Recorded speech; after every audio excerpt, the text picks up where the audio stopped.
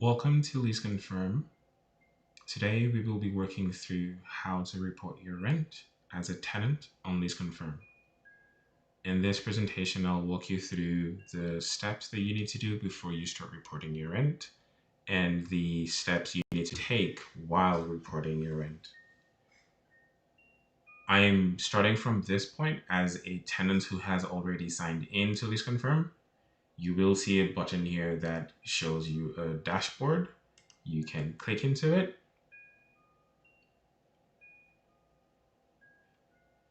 Now, as a new tenant, you will be greeted by the homepage here. The first thing you need to do is navigate to the profile section. You will need to fill your information here. And what this does is it holds that information and pushes it to the rent reports form every month to shorten the amount of clicks and fields and data entries you'll need to make to report your rent. Essentially, reducing the time that you will take to fill the form to report your rent. The first information here is your reporting profile. What you need to fill under this section is your personal information, your name, your date of birth, your phone number, your email address is already pre-filled because you create an account with LeaseConfirm. The next information section is your rental data, where you put your address, your province, your property type, and the date your lease started. And then you can select here if you are a joint tenant or if you have a joint tenant.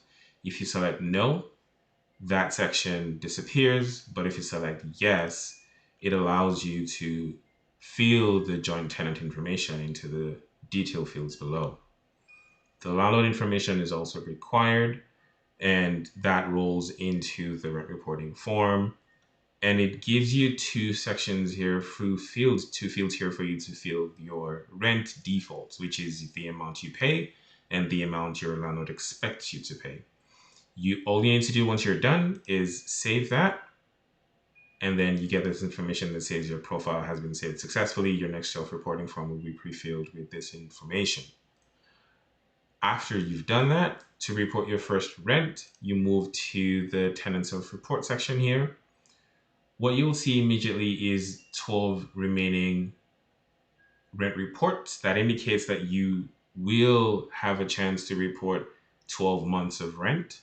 This enables you, LeaseConfirm enables you to report up to 24 months in the past and current rent into the future, obviously. Now, you could select or opt to report 12 months into the past or 24 months into the past, but keep in mind the package comes in 12-month bundles. So once your 12 months is done, the system will trigger you to resubscribe, and then your next 12-month cycle will start. But the first thing you need to do to report your rent is click on the add rent, and then you are met with the same information that you pre-filled into your profile page pulled into the rent form. It has your name, it has your property information, it has your tenant information. I will say here though that there are some fields you still need to fill because those are recurring information. They roll as the days go by. The first one is the reporting month. We will be reporting for the month of May.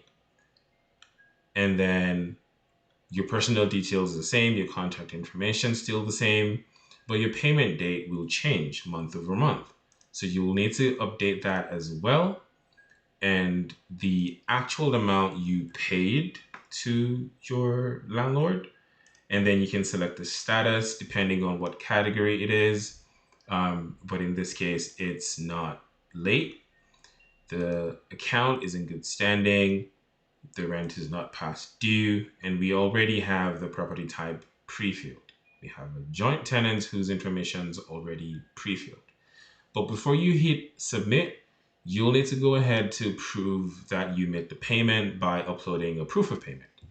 The system allows you to upload either a screenshot, bank statement, or any information that shows that that money actually left your account and went to the landlord's account. I've created a sample here, and I'll upload that into this form, and I'll be able to hit submit now. I'll just wait for the system to do its thing. You will be met, once it's successful, with a note here that says your report has been submitted and the landlord will receive an information or notification. We at LeaseConfirm will furnish Equifax Canada with your entry by our next reporting cycle, which is usually the 25th of every month. Once you've done that, you can just make sure your report is logged. Coming back to this rent reporting history, you will see the report that you submitted for that month. You're able to view your proof. This is the sample that I created. And you're also able to make minor edits because this is a financially visible situation. We want to control what can be changed. You can change the expected amount, you can change the actual, and then the property type.